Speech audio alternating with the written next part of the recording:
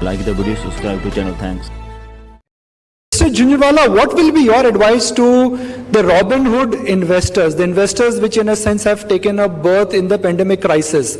A lot of new investors have come to stock markets believing that stock market is the place for instant gratification, and they've had initial success. What would you advise to them? First thing I tell them, don't forget this is not a race course. And all this volume of fluctuation that games gap, I don't know which company in America, I think is very damaging for investors. Most investors are going to lose money in that.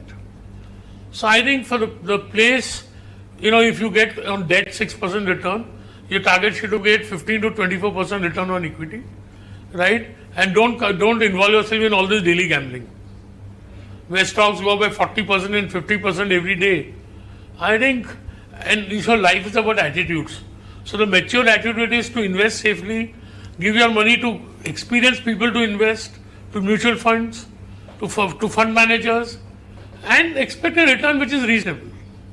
Sure. Don't forget this. I used to have a drink in Jeffries. Some pretty girl will come and ask me that what do you buy? I tell her buy XYZ.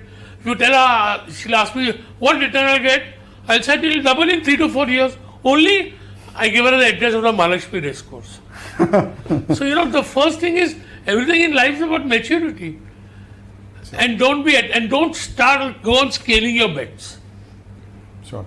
And invest your own money, not your father-in-law or father's money. Sure. But yeah, in a similar lines, you have seen so many successful companies and so many successful entrepreneurs, right?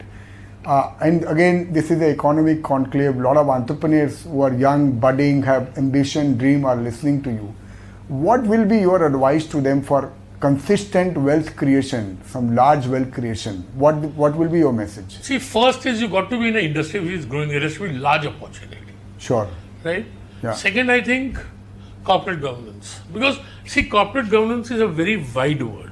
Sure. Corporate governance is not only corporate governance attitude towards society, towards customers, towards employees, towards stakeholders, sharing fairly, not taking undue risk, according to me, is also part of corporate governance. Sure. Third, I think, is technology and the ability to change. Sure. Fourth is there has to be frugality. Sure. I give Indigo and DMart as extreme companies who use frugality. Sure. And I think companies which are patient. Sure. If the race is not going to get finished tomorrow, then I always think the tortoise wins against the hare. Sure. So growth is a process. Don't try to sidestep it. Sure. So for long-term return, I think these are the basic principles, and I think recognize change. Sure. And a lot of large companies can grow big. I find entrepreneurs don't want to give up the power. Sure. But companies where you delegate are the only companies which can scale.